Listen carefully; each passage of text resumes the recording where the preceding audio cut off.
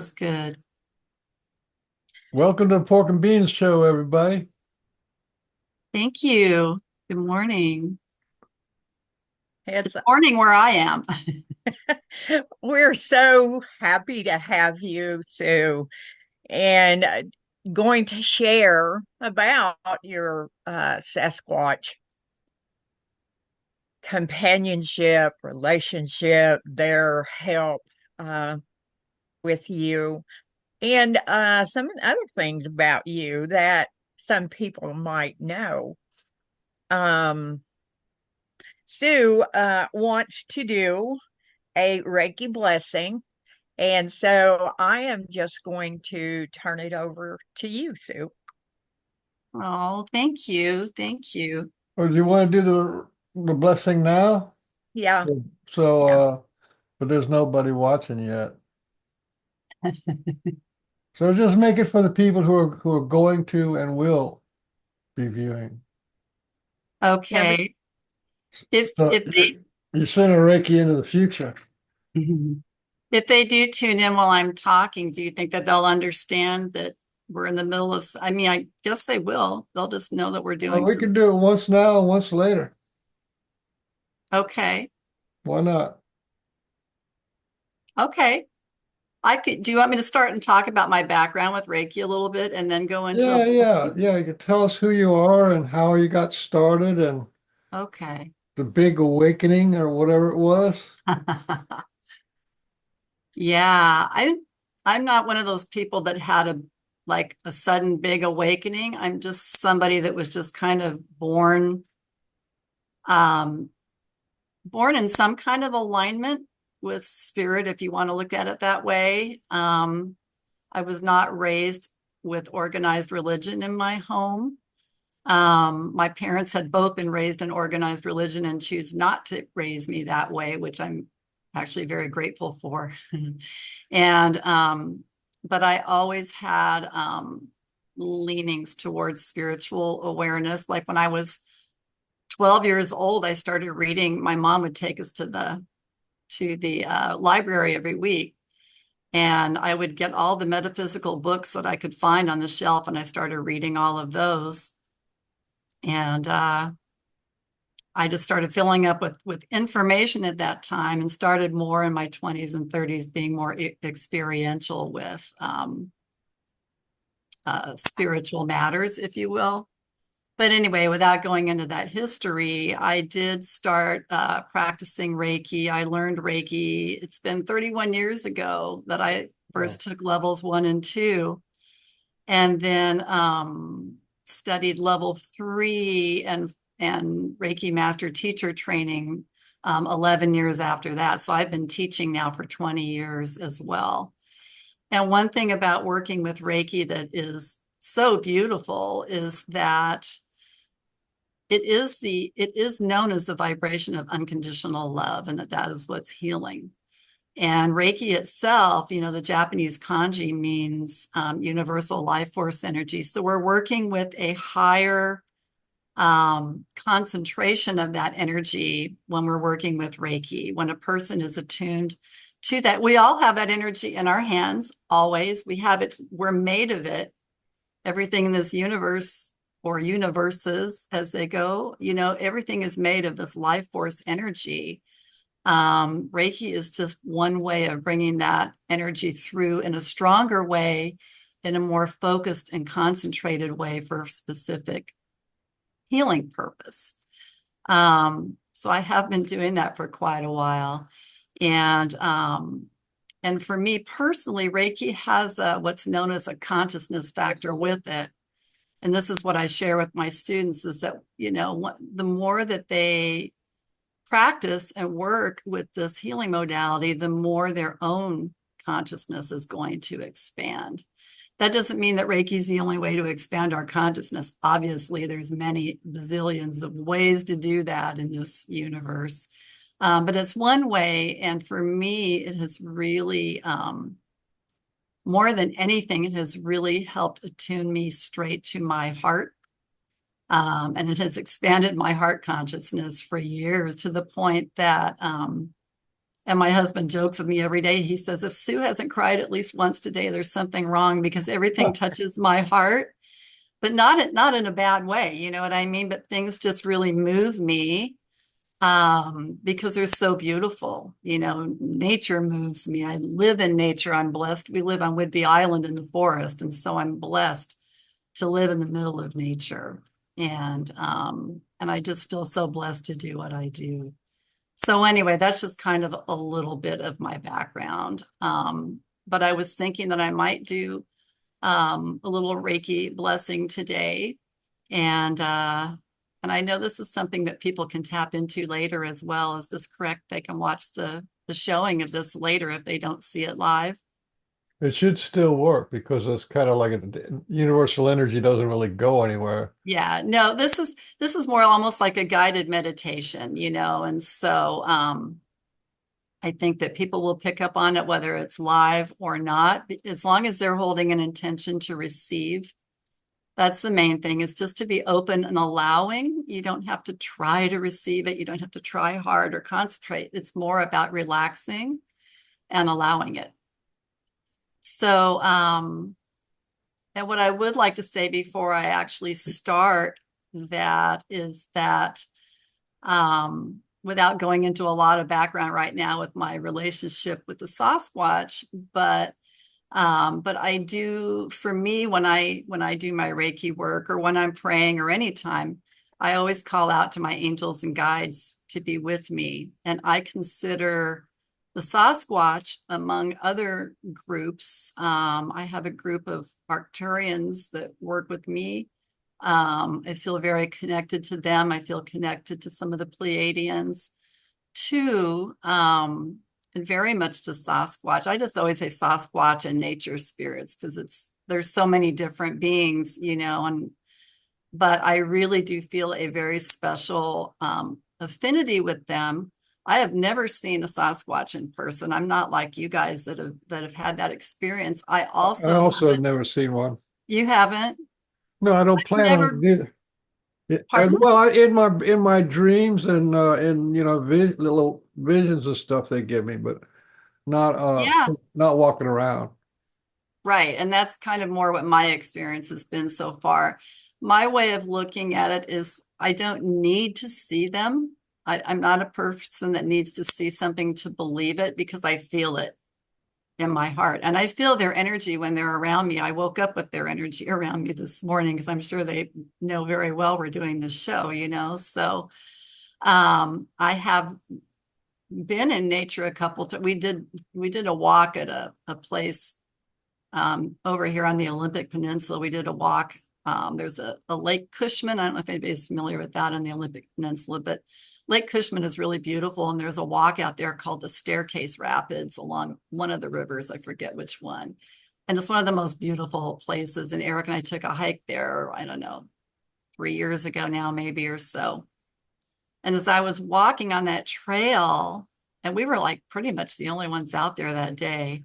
I was walking on that trail, I just started really feeling strongly that we were being watched, that I felt that I was being watched, you know, and I had begun to really explore a relationship with them at that point, but not in any real super intentional way yet. But anyway, on that walk, I felt and at first I thought, is there a bear around? Is there a cougar around? And I thought about it and I thought, no, I think we're okay. I think it's the beings who live here. I think it's the Sasquatch, probably, you know. Another time we were out in that same area a couple of years ago, we stayed a night in a glamping tent, not too far from that lake, but very, very, very remote. And I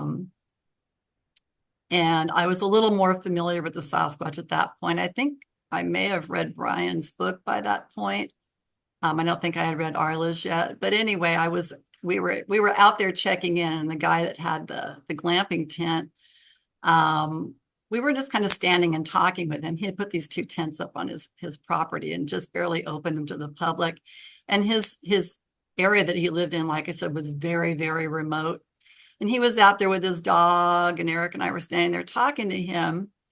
And we were kind of near the tent, and behind the tent was like really thick forest, on the Olympic Peninsula.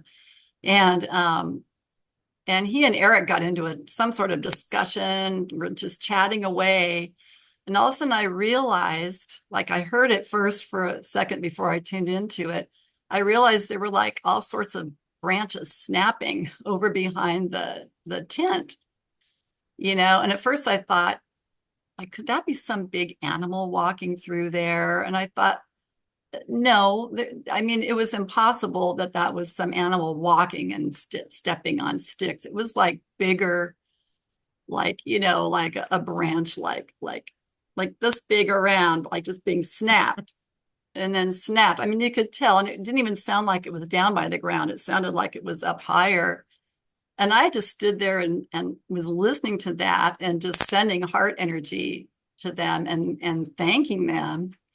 And these guys are just talking away. And the dog, I thought it was interesting. The dog didn't even seem to notice it. And I'm like, apparently it's just me that's noticing this. And at some point, I don't remember, it had been, several minutes or so or whatever. I finally said, do you guys hear those branches snapping? And they're like, no, I haven't heard anything. And I finally did ask the guy, I said, are you aware of like any, Bigfoot or Sasquatch in this area? Because I already knew there were a lot on the peninsula, but I wanted to see what he said. And he goes, I have heard stories. I've never seen any, but I've heard stories. But I'm thinking, I think they're right here, Anyway, but that's a little bit of my background with the Sasquatch in terms of maybe being near them physically, but not seeing them. But otherwise, it's all been my own connection energetically and intentionally. So that being said, I would love to do a blessing for whoever is listening now and also for whoever may listen to this later. Because if you miss that part, I've been practicing Reiki for 31 years and teaching it for 20. And this is something I do with my classes are like Reiki blessings like this. And I thought it would be nice to share with the audience today. So what I would like to do is invite people to just sit back and just relax into where you are. And just be in a place of allowing. You don't have to try to feel this. You don't have to search for it. Just sit back and allow yourself and just trust and go ahead. If you have angels and guides that you feel like are part of your connection, they may be, your guardian angels. They may be other kinds of angels, archangels, ascended masters, ancestors, maybe star beings, maybe the Sasquatch, Bigfoot, and other nature beings. But if there are any other higher dimensional beings that you resonate, go ahead and invite them to be with you during this healing time. And just allow them to be near you. My intention for this work and this type of healing work is always that it's for the person's best and highest good and the highest good of all of life. And so my intention for this today is that this is for the very best and highest good of anyone who's participating today or will hear this recording later, and for all of life, okay? I always jokingly say lower dimensional energies need not apply. We are only working with the highest and best good of all of life. And if you happen to know what a deep cleansing breath is, or if you don't, I'm going to explain it, but I would ask us to do 4 to 6 of them now.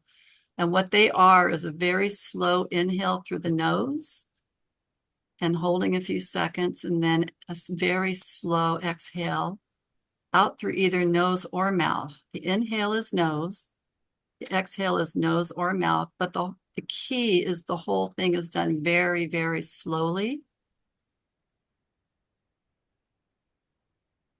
because this will, number one, help relax us.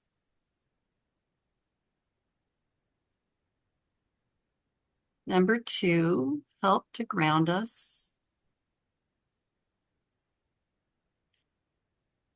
And number 3, it actually helps to lower blood pressure when you do all of this very slowly. And at the same time, it fills our cells with oxygen. Every cell in our body gets an infusion of oxygen when we breathe slowly and intentionally. And lowers the blood pressure, and it helps us relax a bit.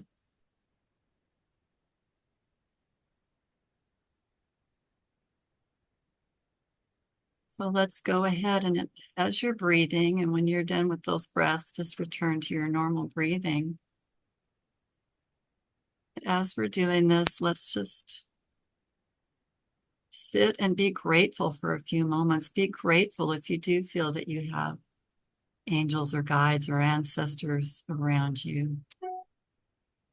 Be grateful for all the blessings in your life and in your world. Be grateful for all the loved ones in your life and in your world.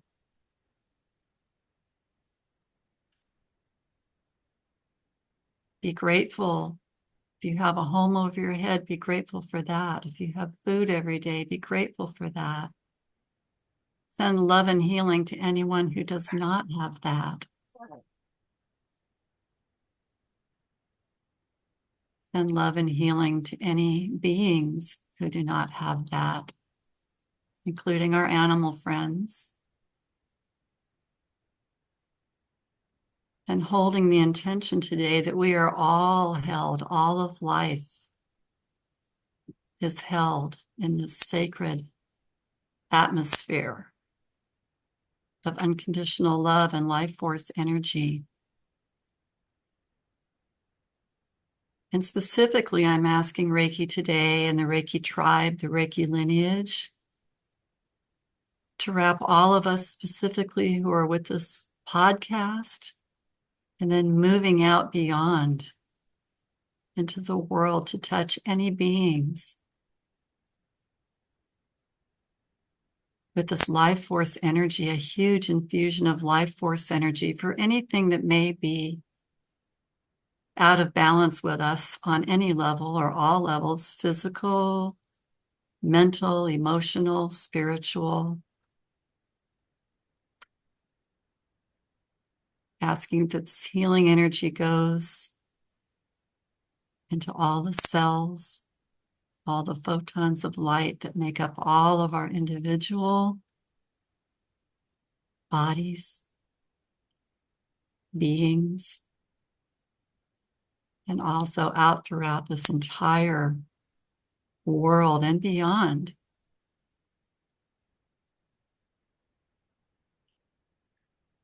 We are actually all part of one unified force, one unified field.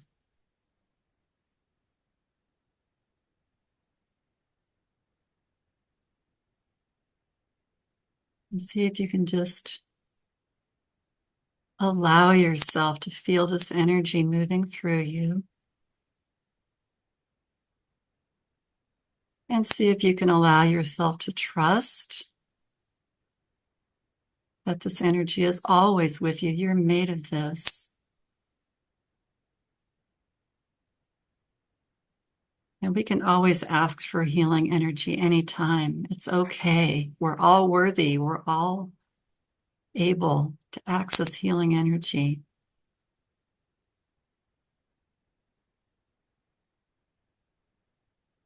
For some people, it may be more like a meditation in the way that you ask. For some people, it may be more like a prayer in the way that you ask.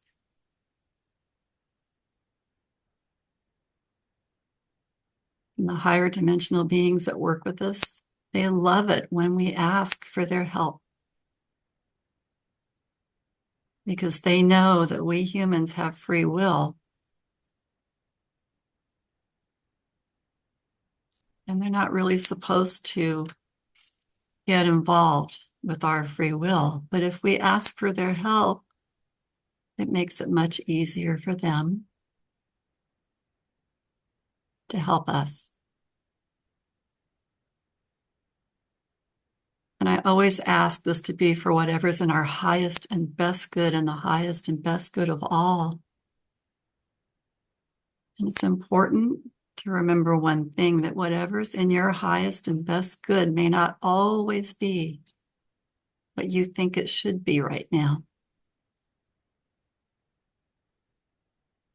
You may think it's in your highest and best good, for example, to have that new job you've got your eye on. And it may be so. And if you don't happen to get that job, it may be that something else is really what's for your best and highest good right now.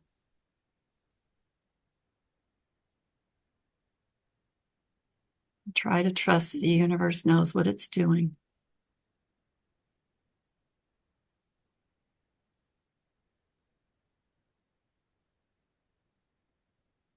Let's just take a few moments quietly to sit with this energy and just feel it, allowing it, whatever you notice. There's no right or wrong ways to feel this. Just be allowing and trusting that it's working with you, whether you feel it or not, or in whatever ways you feel it.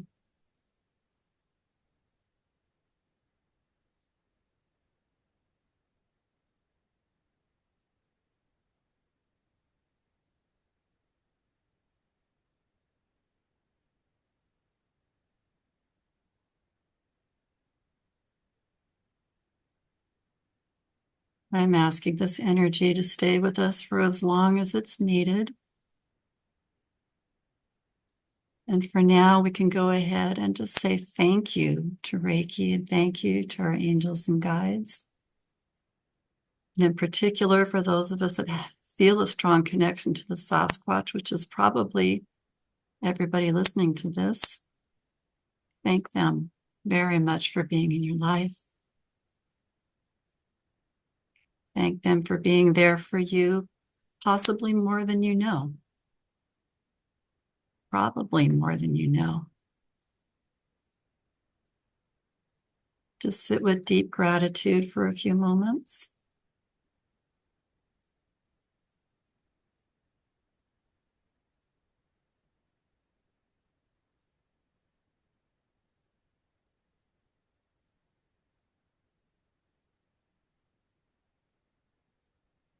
And I just want to say namaste and thank you all for being part of that. And when you're ready, just take a deep breath and bring your focus back to where we are right now, where you are right now in your own home. And I will end by saying namaste and aho. Thank you. Thank you. Aho. Thank you. You.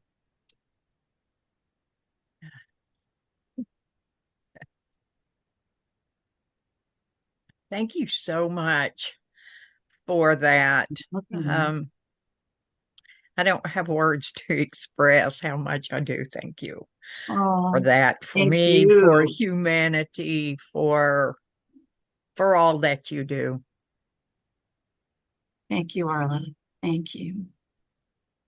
I want to, while you're still here, because I know that if your leg starts to hurt, you may need to get up. But I want to also really thank you. When I read your book, I want to say maybe a year ago now, when I first read your book, and I resonated so strongly with it, and I still do. And so, and I think the reason that you asked me to come on the show in the first place was I had posted something on the Pork and Beans page about an experience that I had with some, I think, juvenile Sasquatch after we watched your piece of the paranormal Bigfoot Mhm. program.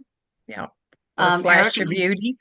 yeah, Eric and I sat up and watched we had watched most of it already, but the main kind of piece of it, but we hadn't watched the individual interviews yet. And so we sat and watched yours one night, and I had already read your book, and I told Eric, I just so resonate with her and what she's talking about here. And I love Eric and I met running youth groups. I mean, we both resonate with adolescents a lot. So when you started talking about the adolescents being so playful, I think we both kind of really relate to that. But anyway, so after we watched that, and then we just kind of, talked about it for a little while. We went to bed, and in our bedroom, so the way it's situated is there's a very large window that's basically runs along my side of the bed. So at night, and Eric can see it too, but I have a really good view of the stars. And so we look out at these treetops and then above that, the night sky. And when it is light enough, or I mean, not cloudy because this is the Northwest, but when it's a clear night, we can see the stars really well. And I've seen some interesting things in the skies from that viewpoint a couple of times. But outside that window, and so our house is a split level. And our lowest floor, it's not a basement, our lowest floor is on the ground. So our living area, our bedroom is up on our higher level, which is where I am now.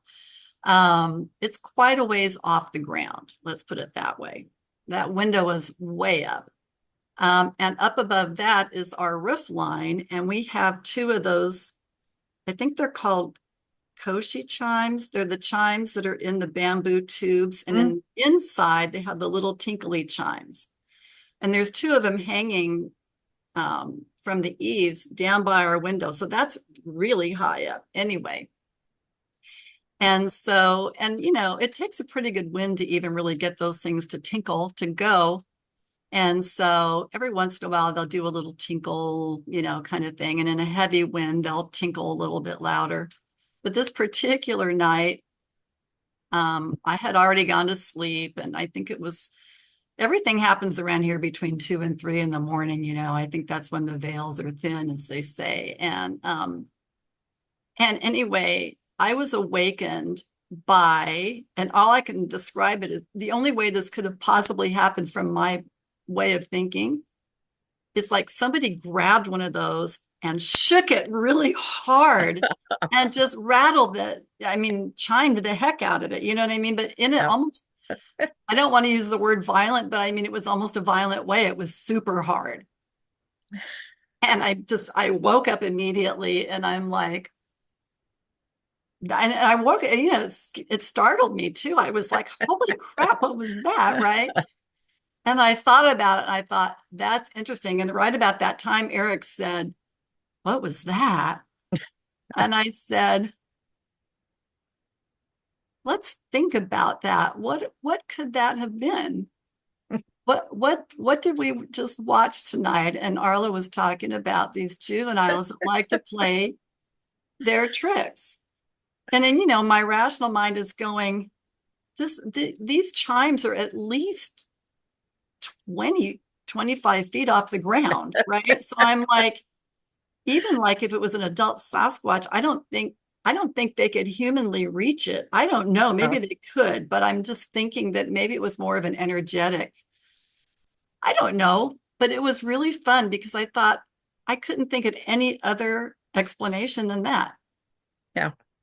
Somebody Yeah. rang it that wasn't physically able to reach it, unless maybe there's an extra tall Sasquatch physically. I have That personally never seen evidence of them in our yard or anything, so I don't know. that's definitely the kids' MO. And, they do a lot of things that really make you scratch your head. How did you do that? Did you grab a hold of it, or did you just do it energetically? Right. And they could easily do it, either way. And yes, there are some that very easily, L caller, who is here, is like 14 feet tall. Oh, wow. So, and I have seen others that are not many. That doesn't mean there's not many. It's just I Right. haven't seen that many that are that tall. But they're not prone to do that. The hairy kids are prone to do all Why kinds of wouldn't they stuff. be? Yeah.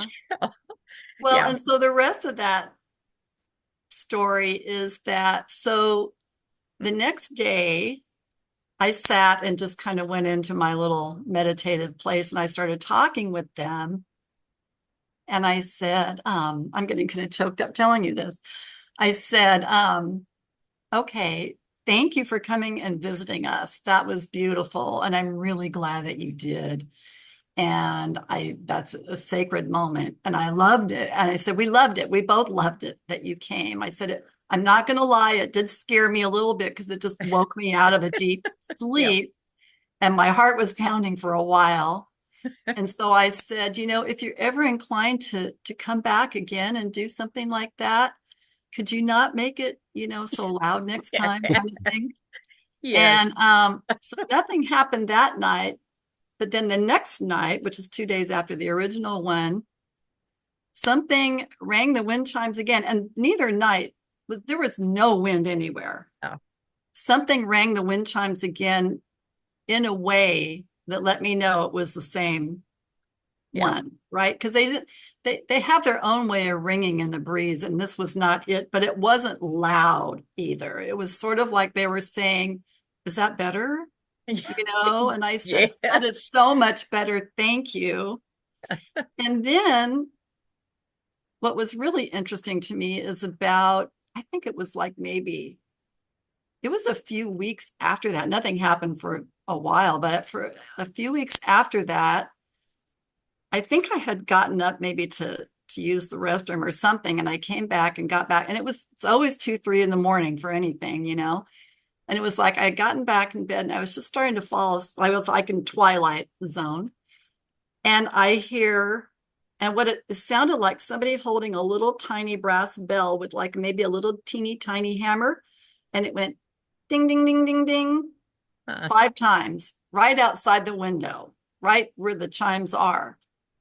And we sleep with the window open a little bit too for, ventilation and all. So I could hear it really well. And I'm lying there going like, okay, that we don't even have a bell like that out there. Like, where did that come from? And yeah. I asked Eric about that one. He didn't hear that one. I'm the only one that heard it, but I heard it. Anyway, that's the kind of stuff I think is really fun, you It know? is. They know, the ones who are here know that you don't wake me up when I'm asleep. I Um, heard you say that before. yeah, because I might holler at you, and I did in one instance. But that's so much what they do. I mean, and for the most part, they're not shy about doing these things. They may not, do them very much, but yeah, they're going to get your attention, and they could have been watching you anyway, and even maybe trying to get your attention. And then you are in the mindset of watching the video and Right. thinking back about the kids and things that they do. And they were like, wow, this is an opportunity that's in her mind now. So let's use it and let's do it. And I see them do that a lot, where, somebody has read something or talked about Yes. something, and then they use that thing. So that's I've just noticed the pretty same. cool. Yeah, I've noticed the same thing with a couple of the different ET groups, with the Arcturians and the Pleiadians specifically, where it's usually when I've really been reading about them, Mm, thinking on what they've said. These beings, they all have the same messages for humanity. That's what I yes. love about it. It's not like we're getting all Yeah. these different messages. They're all telling us the same thing, like wake up and let's evolve ourselves. Um, but even the ETs, like even this is a fun, can I tell an ET story? Absolutely. Yeah. Okay. Yes. So, All one means all one. right, exactly. Yeah, I think, to me, it's all part of our family. We're all family. But this is one of my favorite things that happened. And I can send you a picture of this afterwards. I don't have it where I could send it to you now. But anyway, a couple of my really good friends, and people here from the island, we decided we were going to take a girls' trip one day over to Lake Diablo. And Lake Diablo is about, from here on the island, it's about a 2.5, 3 hour drive from here. And it's a lake that's up into the Cascades just before you go over the top and go down into the eastern side of Washington on Highway 20.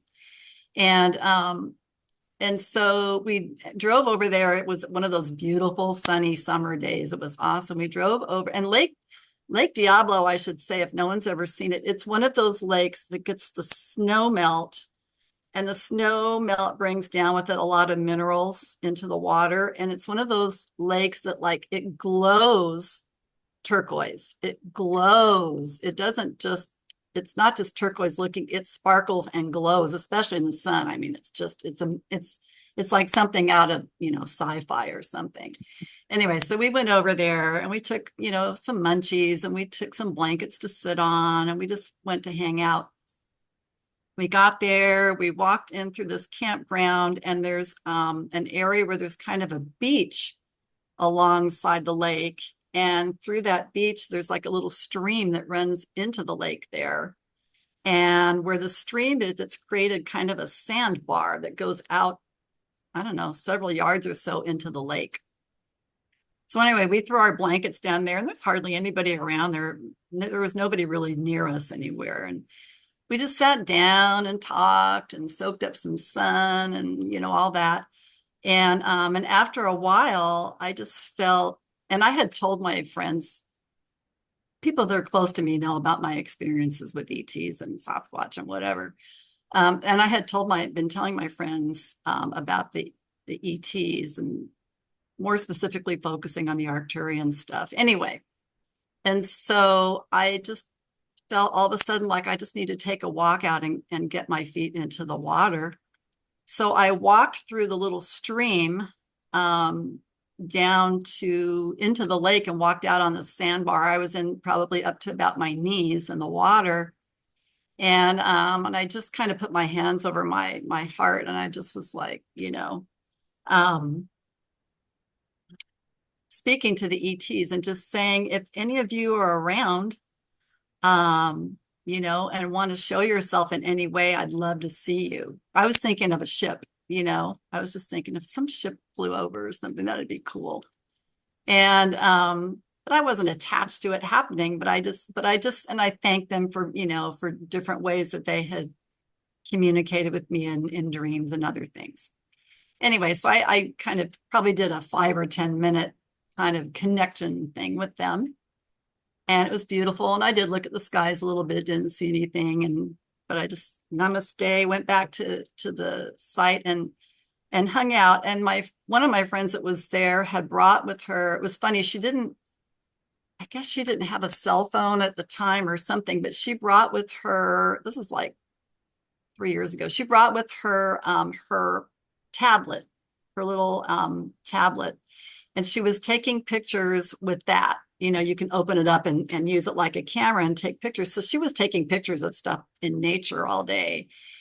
And when I came back and sat down, and I didn't tell them that I'd been talking to any beings while I was out there. But she just decided, she goes, I think I'm going to go just take a walk for a while. And so she walked down the shoreline and went off kind of towards the woods and was walking. And she was gone probably half an hour.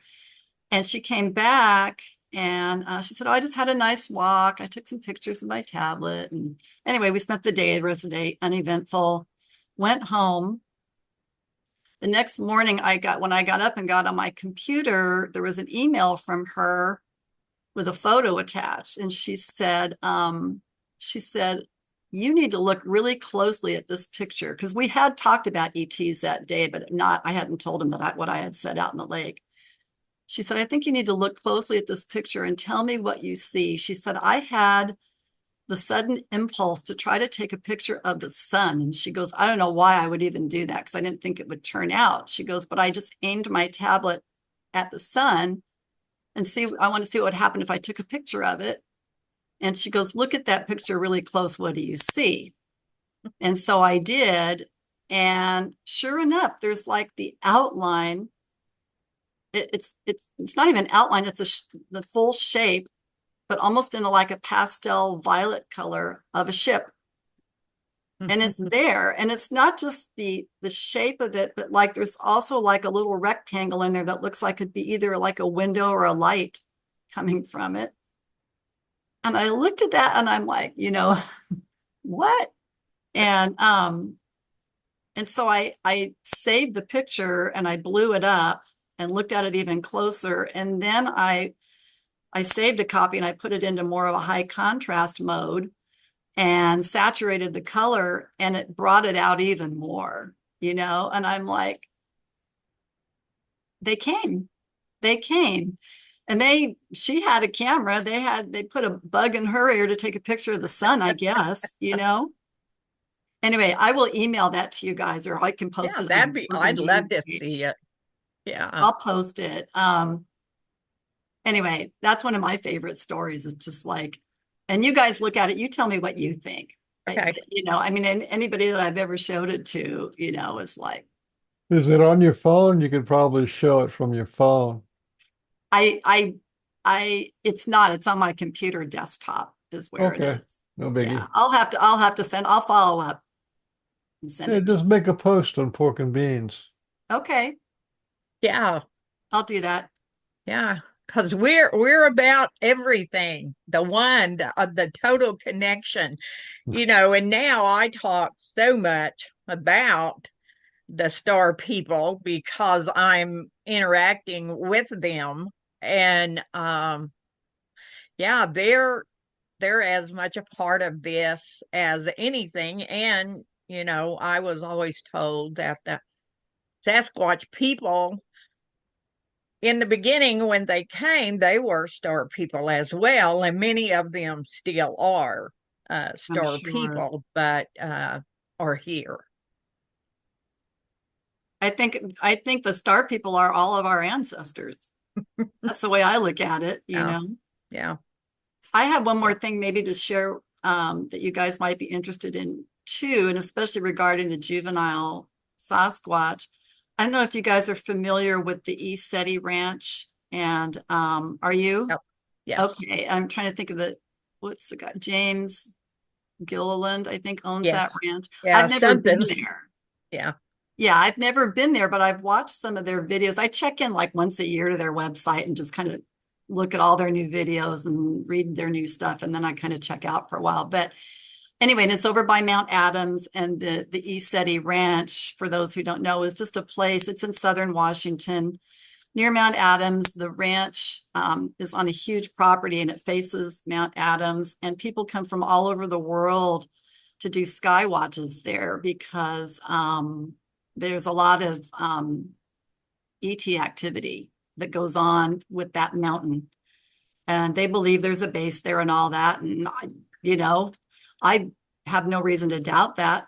But anyway, because there's people researchers that have come from all over the place that go there. It's pretty interesting. But there are a couple of different stories that different people have been recorded in their videos talking about seeing a juvenile, and this is a couple of years ago, a juvenile Sasquatch walking through while they're sitting there looking for stars, or maybe even sitting there during the daytime, just hanging out, talking with their friends, and seeing a juvenile walk through. And I guess there's apple trees on their property and maybe like grabbing a couple apples.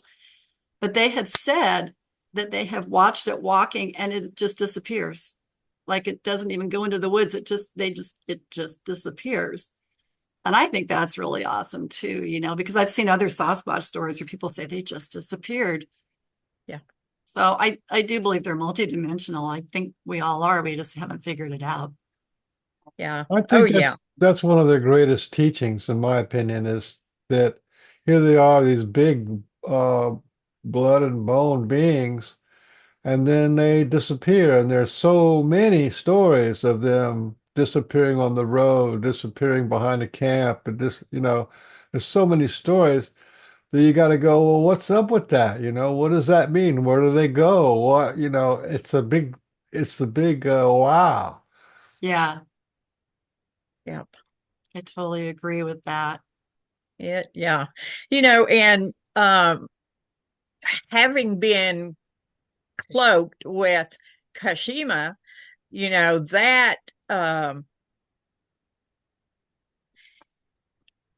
I thought a lot about it after it happened and all the things about, me touching myself and, knowing that no one could see me because of the wild turkeys that were right there.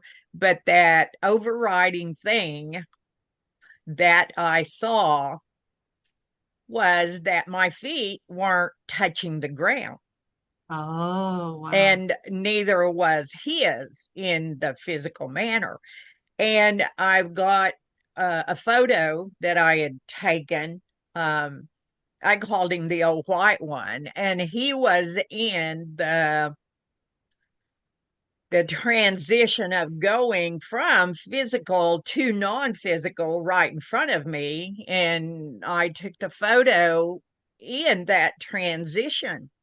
And Wow. the thing that I noticed about that as well is he was not touching the ground either. So it part of how that happens is it's not a total disconnection to the earth, but it is a space that you are contained in that's not a part of the physical part. And I don't know how many reports, I hear new stuff every day pretty much that somebody was out, they saw them, they just poof, weren't there. It wasn't like they moved to go anywhere or anything else. They just poofed and they were gone. And that's such an interesting thing um, for people to try to wrap their mind around. But when you get, thousands of reports, and I'm not just talking about me, but when there are thousands of reports of something like that happens, you have to stop and look at it.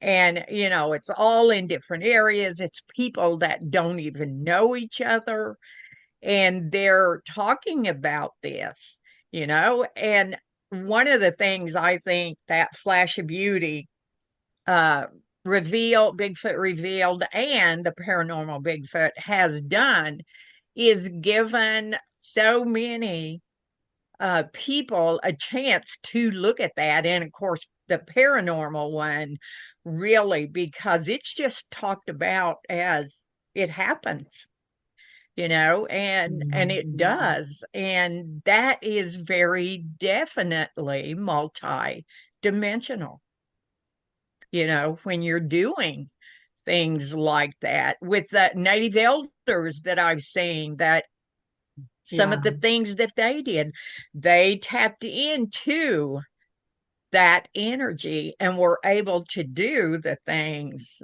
that, people say, oh, you can't do that. Well, yes, you can. And Kashima assures me, as well as the star people, that we could do that too. We just have to remember how. I think pretty much all the cultures that I can think of on this planet have stories like that, Yes. right? And their ancestors know those stories, if and yes, there are people now that can do it too. But I think probably, back in the day, it was commonplace, Yes. and of Yeah. course it got pushed. Taken by the fairies. Yeah. One minute you're there, then you're Yeah. not. And then you Yeah. may show up the same night or you may not show up for 5 years. Yeah. But that's Yeah. pretty common in Yeah. Ireland, that stories. Yeah. Yeah, and I think about the Aboriginal people and their stuff. It's like they're very clear on, you Hmm. know, it's stuff that I think most people would hear and think it's sci-fi. Yes. My husband's an avid sci-fi reader. He's sitting right here. He's an avid sci-fi reader, and it's so funny because I'm not into sci-fi myself. It's like I'm not really sure why, but I mean it's just not my deal.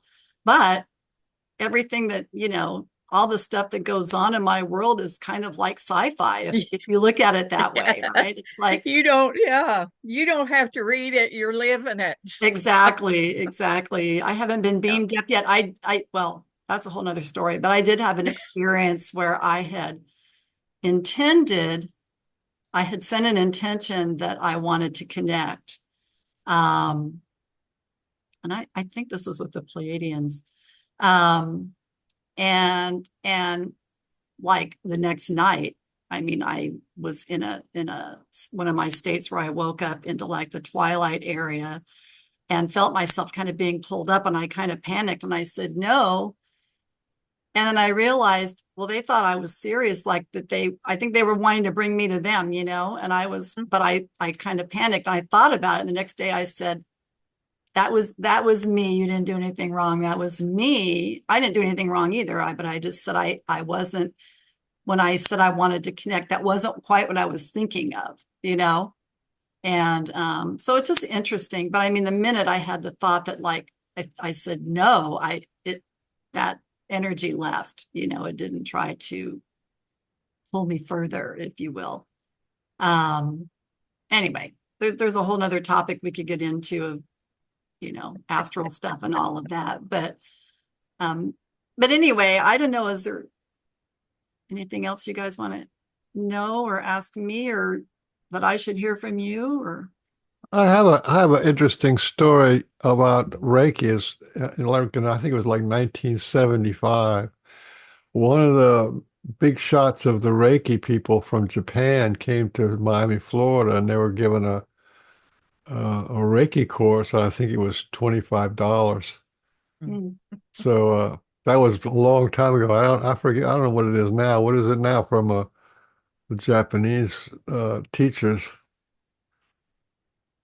Well, I don't know about how they're doing it in Japan specifically. I mean, I'm not Japanese, but I'm teaching. I mean, so with No, Reiki, there's that's where it came from. So this early in the right. days, that was one of the teachers, and that was what the hubbub was about. Yeah. I mean, my classes, I charge 220. That's for a weekend, you know. Right.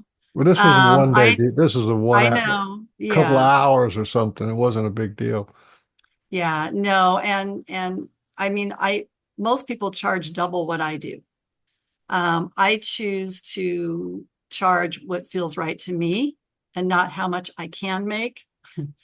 Because that's one of the things that bothers me about the world is that, like what is the saying about, what the market will bear or whatever? That's to me, that's like not the right way Yeah. to, don't even get me started on capitalism and stuff. But anyway, you know what I mean? It's like I'm Yeah. not trying to make a big profit, but it's part of my livelihood. I could charge more for it. I choose not to. I think I am going to raise it $20 going into 2025 just because everything's got printings. My manuals cost more to print now and stuff. Everything's gone up. But anyway, yeah. Well, we live in this 3D that you have this energy that that we use, we call it money. There are other energies that we use as well when we do things. But, we, and that's where I've always sat with something. Um, it's never been about what the going rate was for Right. most people. It Right. was about what felt right to my heart.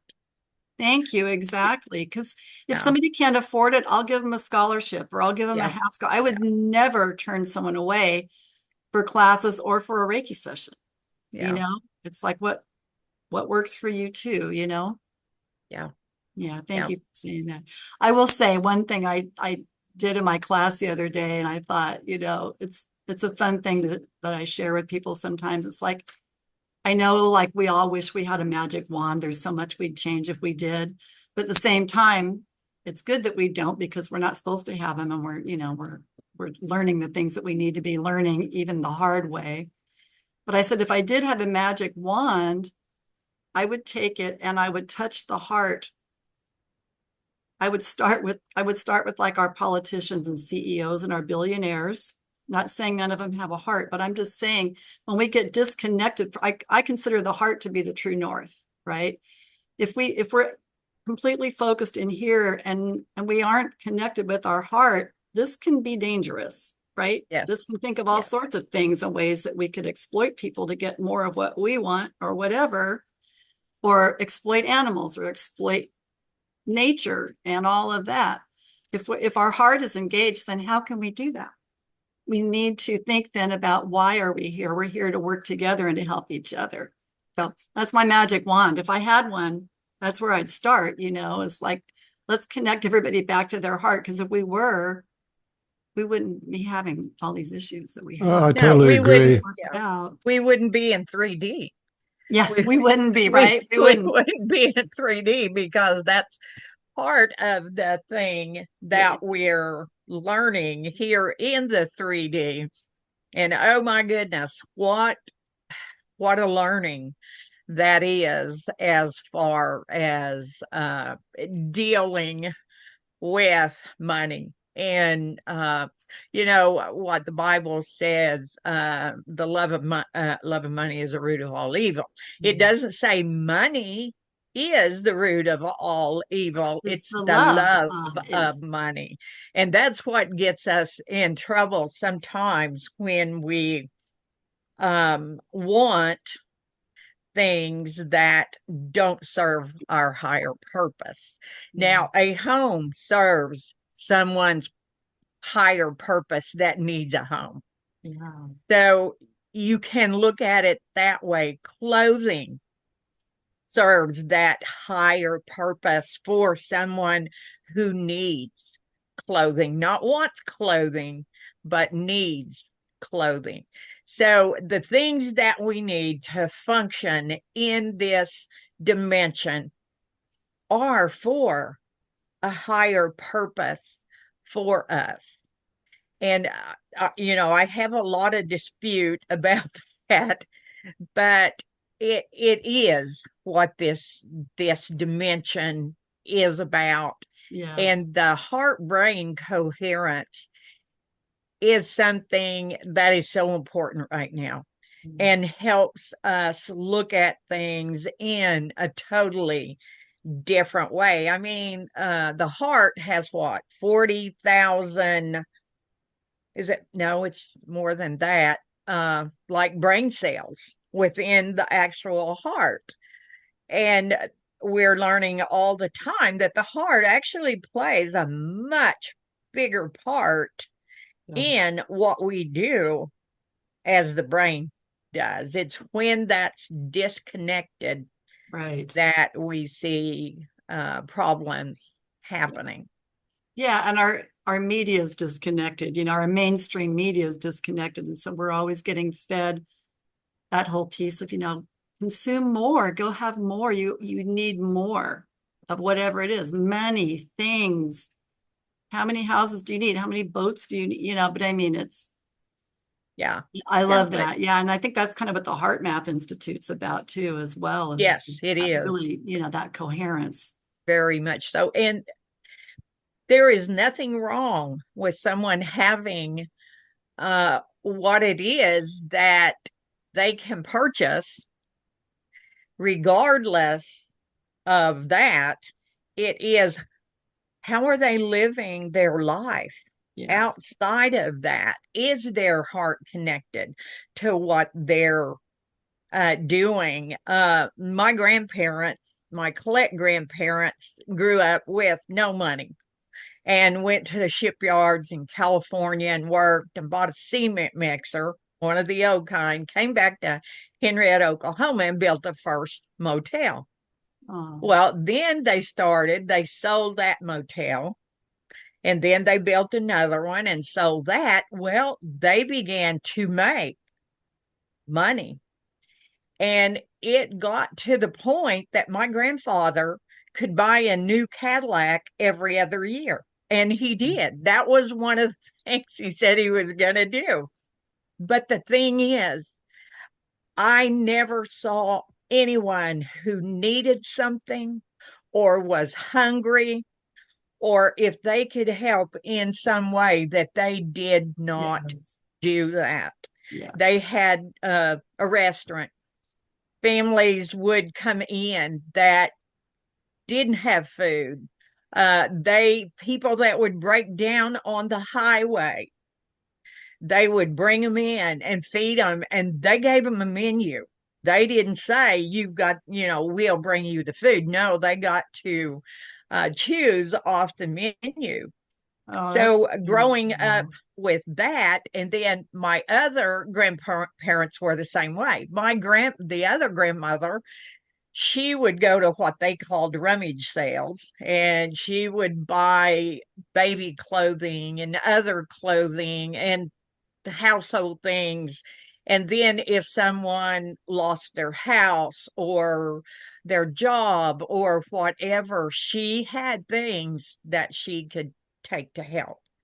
And Oh, so I was raised with those values. And it's an important thing to, no matter who you are or what you have, is to care for each other yes. and to have compassion and love. Yeah. And I see so many people now who are wanting to help, and that's like with the Yes. hurricane and all of that, all of these people coming, to help, and you see that in adversity. Yeah. It's like that part of the human is lit up, and they just feel this desire to help these people. And I that's what I look at. I know Yes. people have lost their homes, and it's so hard, and I always Mhm. send them love and peace and energy and things. But to see those that step up to Yes. help, that just totally uh That's so just makes heartwarming. yeah, it just makes my heart smile so big to see those things. I And feel the same way. yeah. Same way. I let like I eat up all the stories on Facebook of like animal rescues and stuff where Hmm. people go out of their way to help the whatever the elk that's got its deer caught in the fence or whatever, and Yeah. they'll be out there for Yep. an hour to free it, and I'm bawling my eyes out by the time I'm done watching that. But it's beautiful, and I know you go onto the Peace Vision page, I think fairly often. I see you on the one that I do called the Peace Vision, the private Facebook Hmm. page. I Yeah. do. And that's aimed at, peacemakers and light workers, if you will. But I mean, there is such a huge, I mean, it's not that the planet is so overcome by greed or something that it's hopeless, because humanity is rising in its awareness all Mm. the time. I mean, it really is. And Yes. our companions, our spiritual companions are helping us with that, because we're asking them more and more also to help us. And they won't do it for us, but they will help us. And there's a whole lot going on. You don't hear about it in the mainstream. And that actually may be a good thing. I don't know for now anyway, but it's out there. Yeah, It's out it there. is. If you look for it, it's there. There's people helping people all over the place, and people who are good-hearted. And like you said, I mean, even someone like Oprah, look at Oprah. She's got tons of money, but look at all the good she does with it. She's done so much, and she is loving and kind. So it's not an automatic, if you're a billionaire, you're a bad person or Yeah, something like that. exactly. Yeah. But, again, where's your heart? Where's your Hmm. heart? And what if you have billions, you can afford to do a lot for people and still Yeah. be a billionaire. Oh, yeah. And not Yeah. just for people, for animals, for the planet. Solve the ecological, problems. Yeah. We're working on it. Humanity's getting there.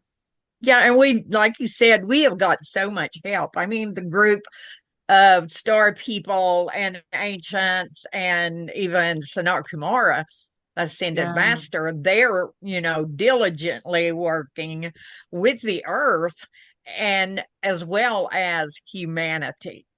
And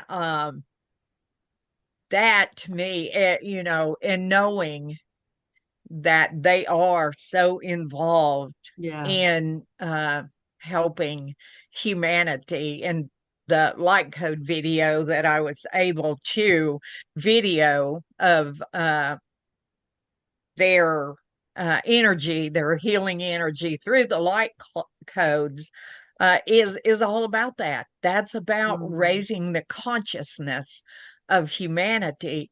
And when a consciousness is raised, it's like it activates the heart even more. Yes. Yes. And yeah, so yeah, and and that's just me that they're working with.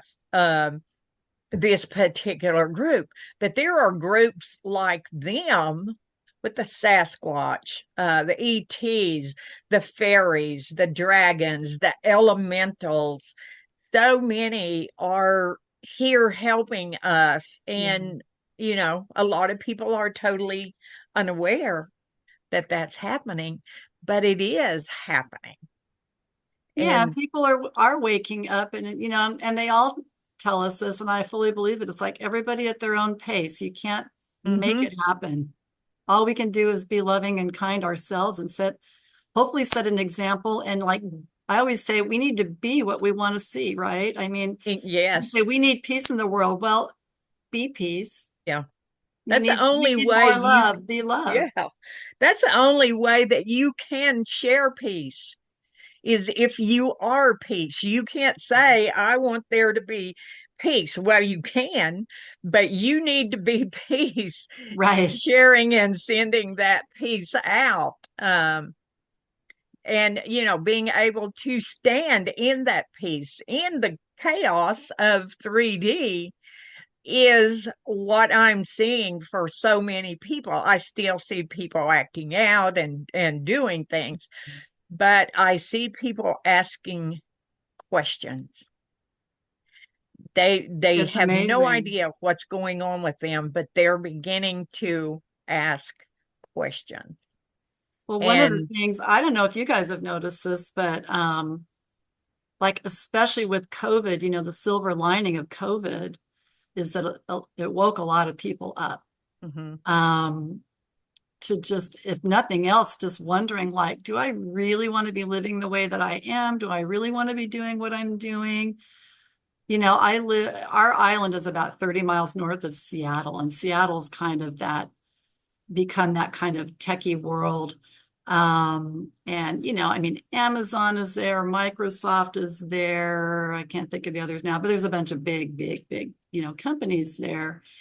I can't even tell you how many like students I've been getting from Seattle. They're like in their 20s and 30s, a lot of them, and they're coming in there going, man, I'm tired of that. I'm tired of working, 60 or more hours a week for this particular company or that particular company or this type of work. I need to be doing something more meaningful.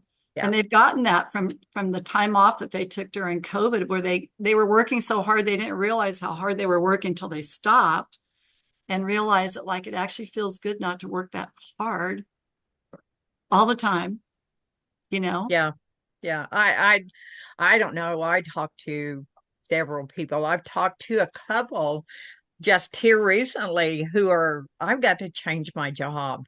And Mm. they're in jobs that actually help people, Mm. but they just feel like what the constrictions that they have isn't the totality of what they want to share with Right, people. And so, they're saying, I've got to find something else. I still want to help people, right. I hear that all the but time. yeah, Yeah. And doctors I doctors have a really high suicide rate because they're doing the doctor thing, AMA thing, and it's Yeah. not really working. And they gotta work their ass off for something that's not really working. So there's not like any payoff for them. Right. Putting people on a lifetime of drugs, and that's yeah, a miserable life, knowing that everything you've ever done is sort of a farce. I've Yeah. seen a couple books written by a couple doctors about that very thing. Yeah. What Yeah. And this isn't what I signed on for. more and more MDs now are getting into holistic kinds of medicine. Yeah, They're not one pill takes care of it, everything.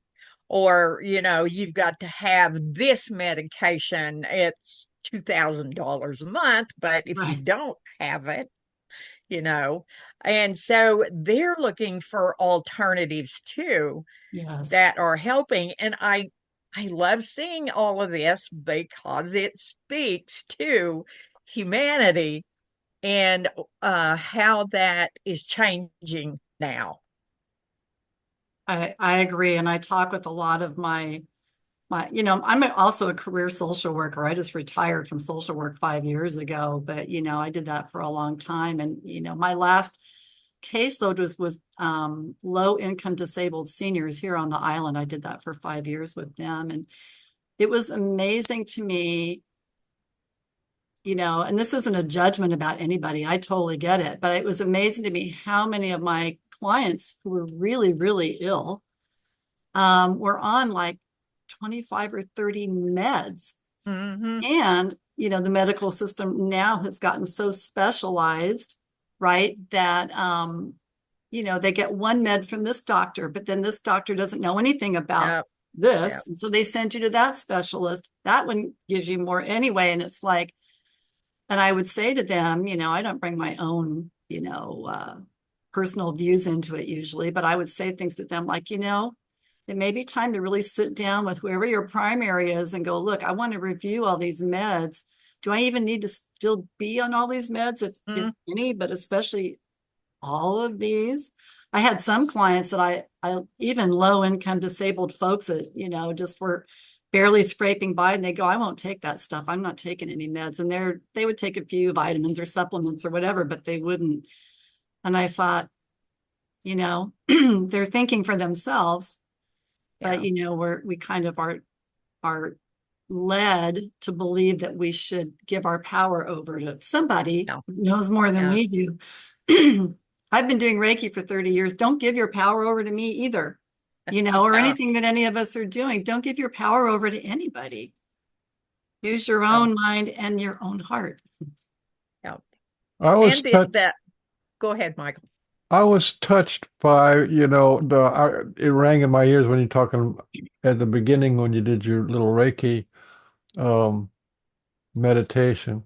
You said, is this for my highest and best good? And that's like a really profound statement, and we should be using that for the doctors and food and Yeah, how much time we spend on the internet. Is this for my highest best good? But that's actually when you're talking about, your north compass to north. And when you talk about your heart is the north, that's the The shooting. That's true where you north. aim for. But I was thinking, well, the first time I ever had like an inner compass was a friend of mine was talking about something. He was talking about, what's the best thing, and then he went on to talk about going to Jamaica and living underneath a palm tree with a girlfriend and a bag of weed. But it was like that was his idea of the best thing. And then I got to that got in my head. Well, I have never once in my life thought about what's the best thing, you know? What's the best thing? And and I would start to dwell on that. That was sort of like some kind of a download. I didn't know what a download was, but that really changed my life because I started looking for like, well, what is it? I don't even know what the best thing is. But I heard this lady today, this morning actually, when I was listening to a YouTube thing. And she's like one of these ladies who does time jumps and stuff, and she goes forwards and backwards in time. And her thing was the question that she had asked is, how good can it get? And I just went, oh my, how good can it get? How about if we ask that question? And that's one of the things about the Sasquatch. How good can it get? You yeah, know what I mean? They're showing us how good it can get. And the way showers, the healers, and And the truth seekers, they have a way of showing us how good it can get. You know, how good can it, and you were talking about the Pleiades and the, the Arcturians and the Sasquatch and the fairies, and how good could it get?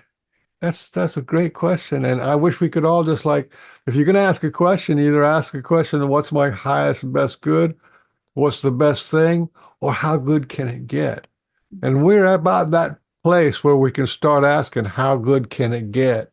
Yeah. And the answer is there's no limit as far as I know. No. Love it. Shoot high. Yeah. Yeah. If you're going to put something out there, set your sights high, open that heart up and that mind. And how good can this get? And the Well, there's your universe is, intention. yeah, the universe is very good to Oh, give you and what you universe ask loves for. questions. It loves questions. Mhm. Yep. Yep. You will get an answer or a Yeah. direction. Yep. The old saying, be careful what you ask for, is Yeah. true. And be specific. Yeah. Oh my goodness. Well, this lady was a physicist, and she was talking about uh, the future changing the past. And she has a whole past life. She has an entire past life in the future. That's it. Well, that to me is just mind blowing, because if you can, and I have my own little healing modality, and I understand that if you can go into the past, if you're in the present and you can go into the past, then you can change the past, and that change the past will change your present and your future. That's pretty wild stuff. Like a Yeah. time When that travel. it is in fact time travel, Yeah. except you're Yep. using, instead of on in the physical plane, you're going into the memory and emotional plane. And if you can change it there, then that becomes the reality in the physical plane. Yeah. That's what the Mandela effect is all about. Well, and they say that there's not even any such thing as time, that it's all happening at once. No. And I think Yep. human brain is not made, at least at this point in our evolution, we're not made to comprehend that. Because, Yeah. try as you might, you can't, Yeah. right? I don't think anyone understands it. Some may Well, understand it. that there's no time. Yeah. Yeah, the concept that there's no time and or that everything's happening at once. Like that there isn't a past or a future, that there's just now, which is true. There is just now, right? But at the same Yeah. time, Always there is just right now. now. But we have ancestors. We know there's a future because, at least from the way that we're built to understand it as humans, I remember when I was 5. I remember when I was 10. I remember when I was 20. I was there. But who knows how that all works? It's just to me, I can't even try to grasp it. Well, the Sasquatch early on in my introduction to them was some pretty wild things were going on, but I walked away from the sort of the downloads, the impressions, the big wow, and they were letting me know about no space. And that's where they go when they're invisible. And in no space, what that means is there's no space between me and you. There's no space between me and the past. There's no space. And if there's no space, there's also no time, right? Because if you can be Yeah. in this space and that space at the same time, then there is no time. Yeah. So, It, yeah. and that's another great teaching. And I think that's how all this, you know, what's the best thing? That's like how good can it get? That's going to be part of the mix. No space, no time, and no lies, nothing hidden.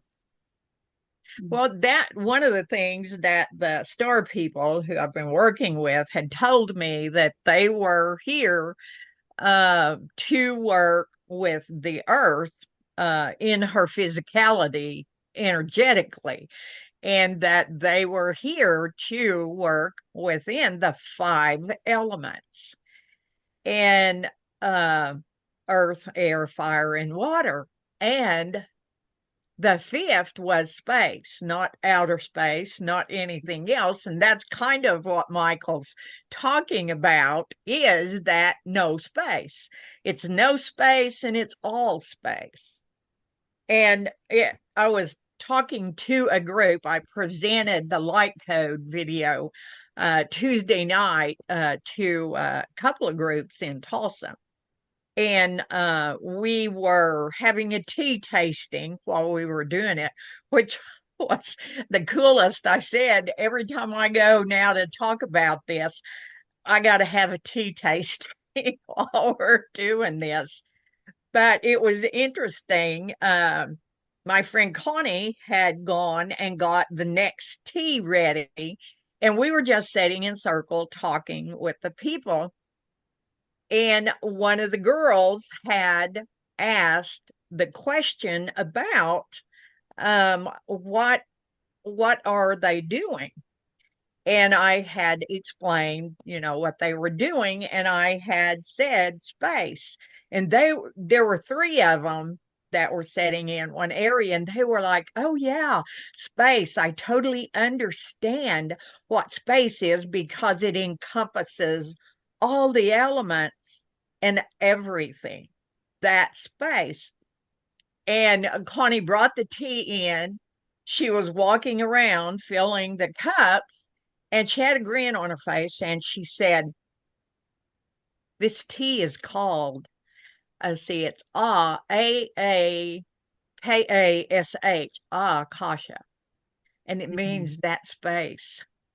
And we were talking about that space, and the tea that they chose to serve everybody was that very thing, and named Love it. that, which it translated to space.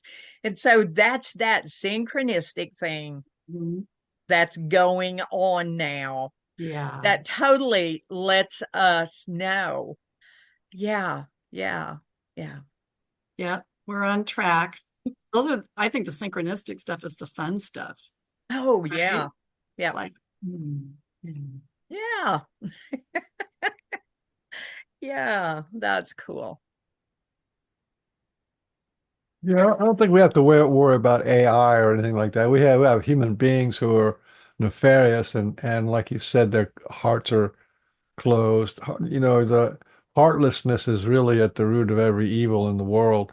There's just people going about their business or scamming or greedy or whatever. All that involves not connecting to the heart of if you're going to hurt somebody or not.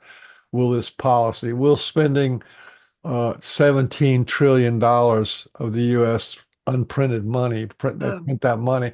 Is that going to hurt anybody, And they just skipped right past that, and they didn't Yeah, even read what was in it. It was like, what, 5,000 pages or something. They didn't read what's going on there. And yeah, so, but heartlessness, right, is the root of all issues that we have. And as good as it gets is when you're in your heart, that's as yeah, good as it gets yep, on yep. a It yeah. I is. think practical if on the we're feeling practical something level. deeply, yeah, then how could we hurt something if we're Yeah, feeling, yeah, how could we? yep. That's so cool. I have loved being here with you guys. This has been so nice. It I has really been. appreciate you. Have been. I knew we had to have you on here. So, and I'd read the one thing and it was like, she's got something to say. So, and I get a little help with that as well. I get directed to I believe places it. and people, and I know both of you understand that. So that's yeah, I was excited for you to come on and to be Too. able to share um, what your experiences are, and especially the Reiki. I took Reiki 1 and 2 back in the early 90s. Okay. And the energy that Kashima works with is that energy. I know. And yeah, It's not really confined. The type of Reiki that I practice, which is super, it's it's one way to work with energy and healing. Yes. It's not the only way, Yeah. and you can give it any name you want. Yep.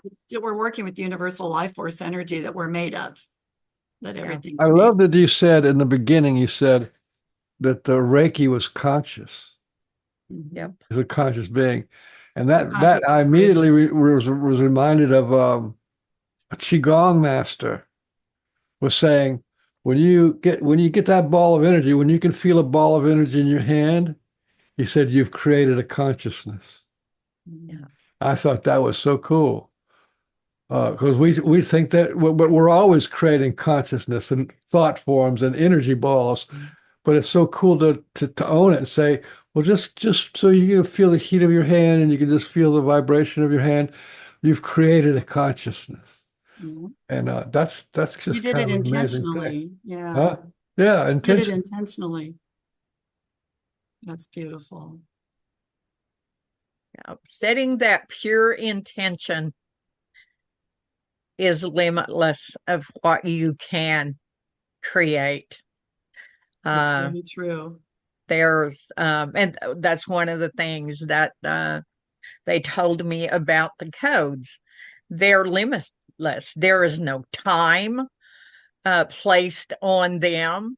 I had someone ask me, well, how long will these codes be good for?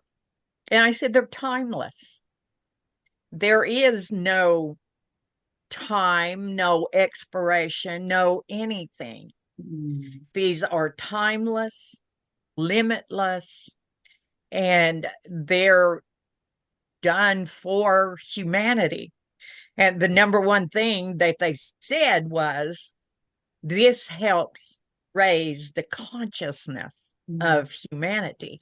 And even whether the person working with them has totally connected with their higher self and intent to access this, just viewing them has the ability to begin to raise the consciousness of humanity.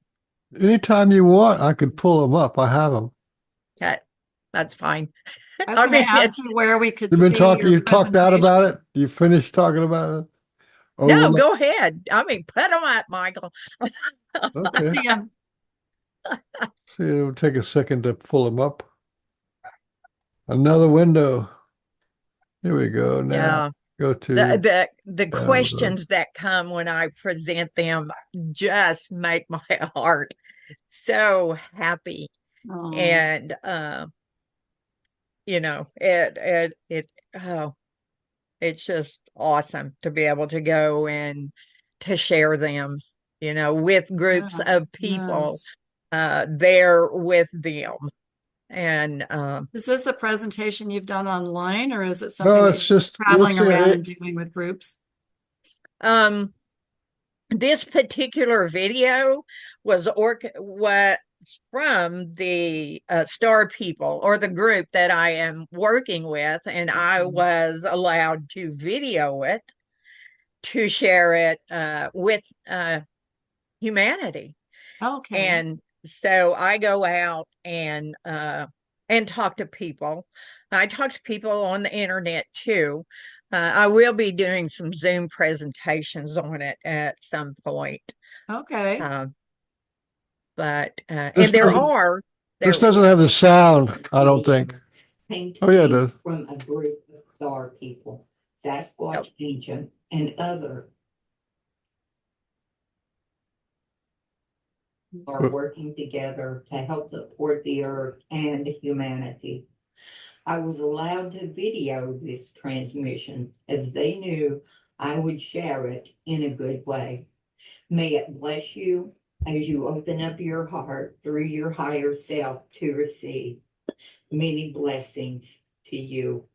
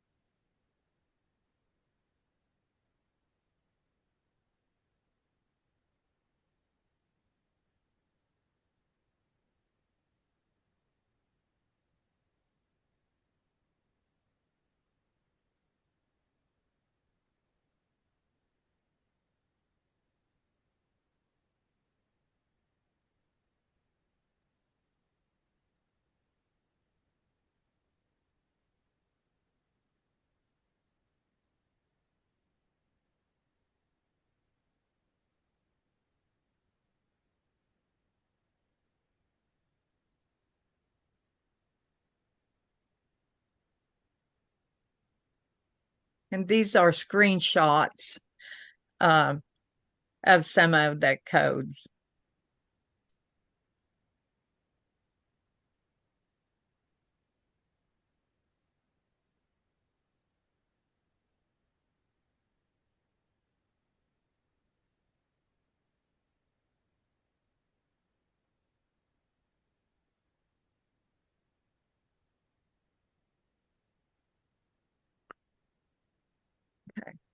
That was a 2D representation of what you saw in 3D when you saw it with your naked eye. So that's pretty intense because when you people have activate their light codes, it's usually a drawing on a piece of paper or a light language, Yes, yeah. which is Now still kind of 2D. this was actually, I'm looking at this. It's about 18 yards in front of me, and about 2 foot off the ground is where it started. It spanned about a 6 foot area wide. And where And were you?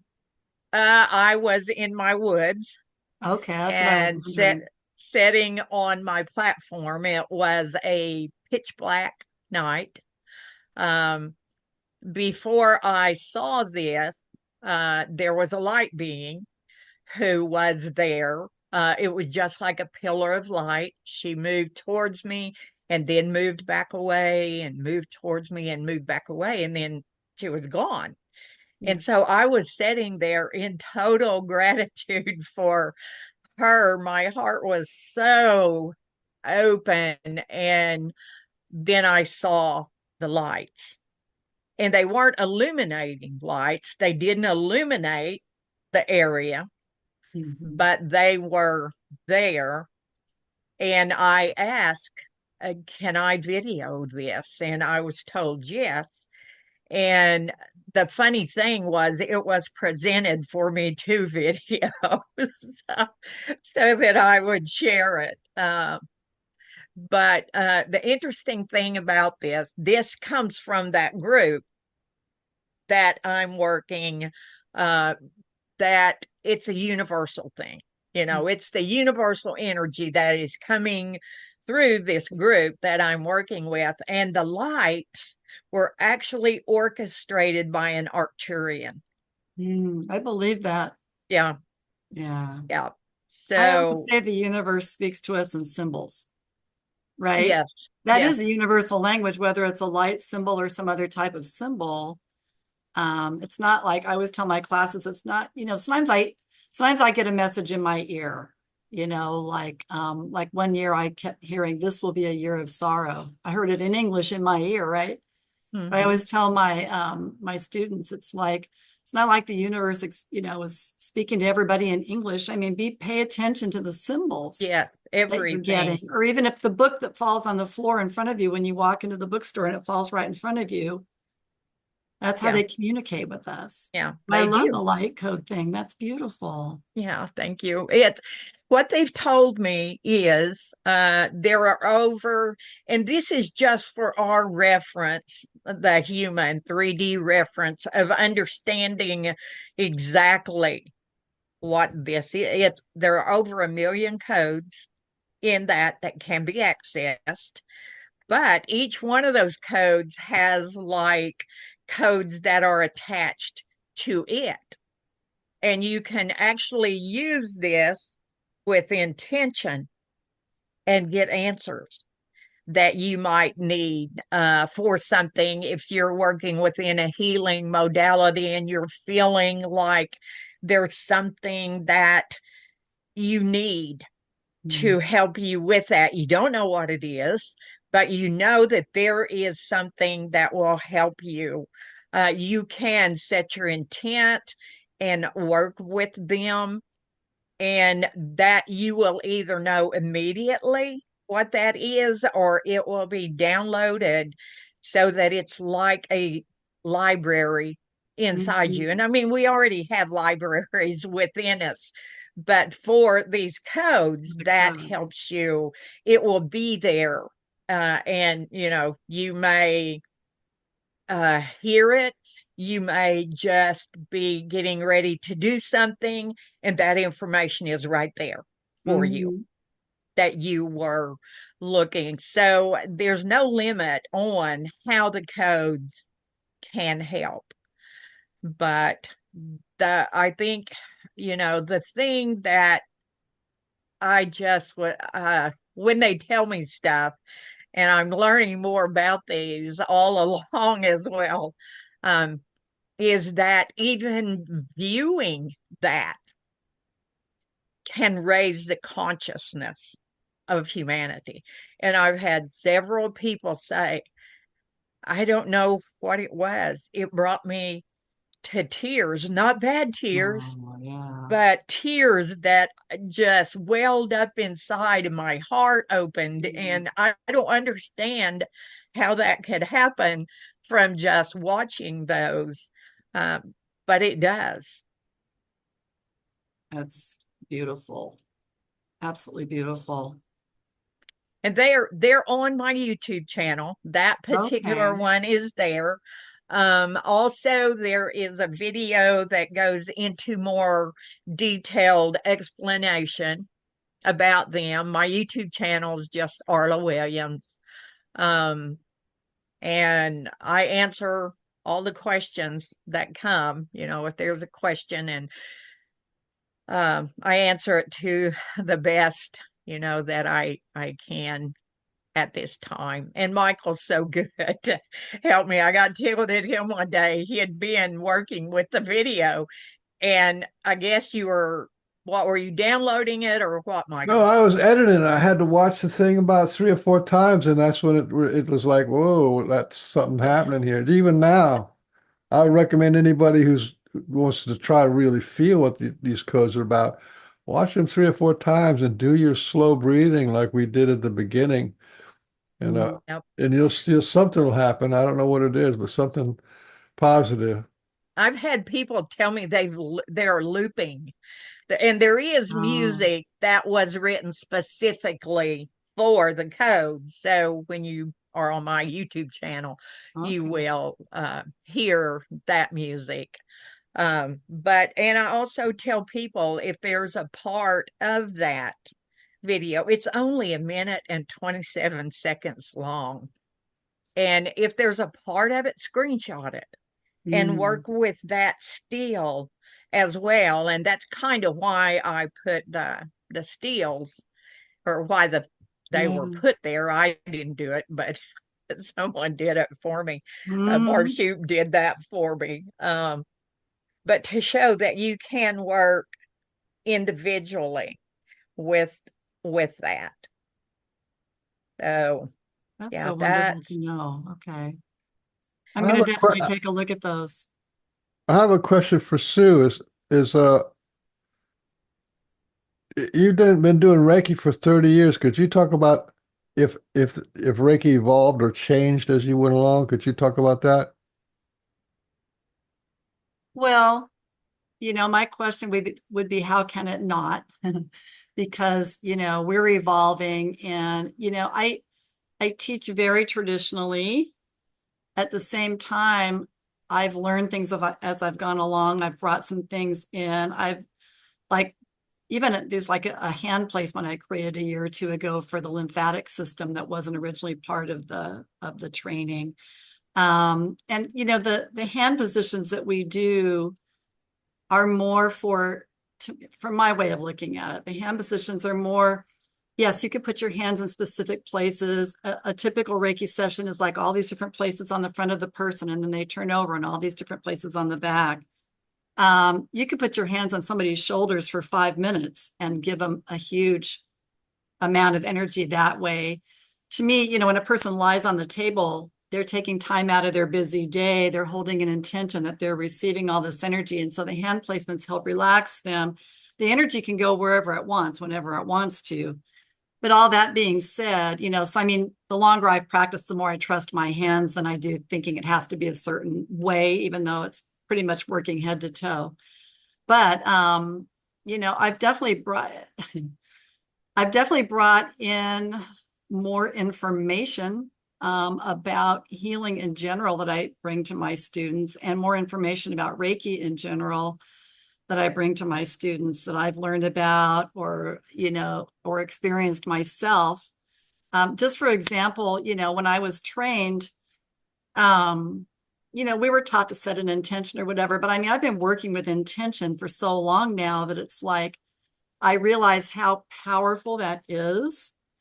And like I talk to my students and I say an intention is neither, quote unquote, bad or good, right? It's like Hitler had an intention, but so what kind of intentions do you want to have? What kind of intentions do you want to hold? Is your intention for your best and highest good? Is your intention for the best and highest good of those you're with? Is your intention for the best and highest good of humanity and the planet, the animals and all that?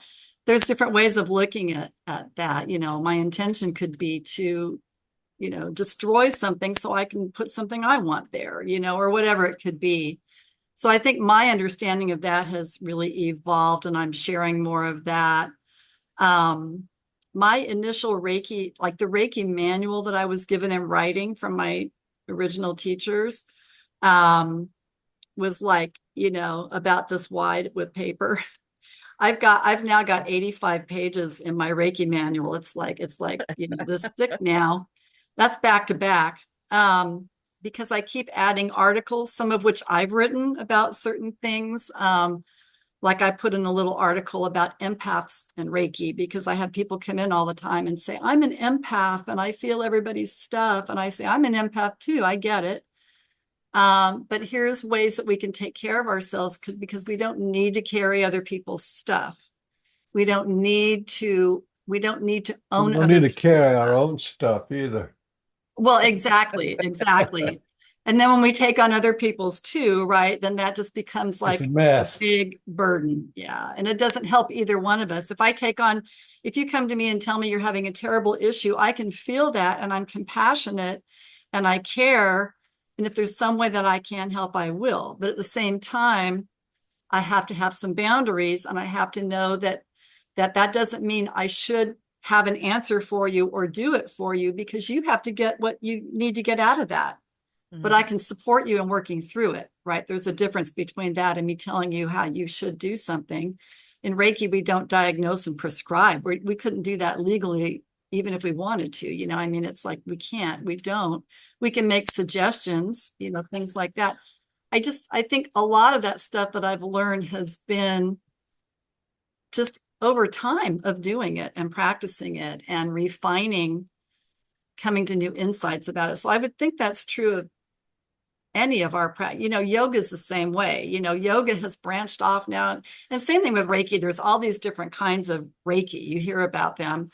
And I'm not saying that they're, good or bad. I teach traditionally because I know that format is something I respect, and that it came with its own intentions. I've had people call me and say, I took a Reiki class last year, but I just don't feel like I got much out of it. I think I need to take it again. I say, well, where did you take it? Who'd you take it from? How long did it last? And sometimes they're like, oh, it lasted 2 hours, and I say, okay, how many attunements did you have? You're supposed to have 4 attunements in a Reiki class. What's an attunement? So, I mean, there's people out there teaching what they call Reiki, but it's different than this was traditionally taught and intended. But then again, Reiki in Japanese is just, a word, or it's actually, these two kanji together that mean universal life force energy. It's not like it's patented that I can say, well, you should never use the word Reiki anywhere else.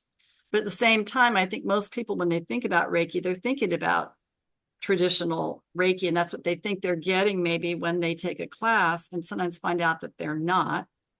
But anyway, things do evolve. Things do evolve, you know what I mean? And so who am I to say that class wasn't valid the way it was taught? I don't know. I wasn't there. I didn't experience it myself. But I think everything evolves because we evolve. Yep.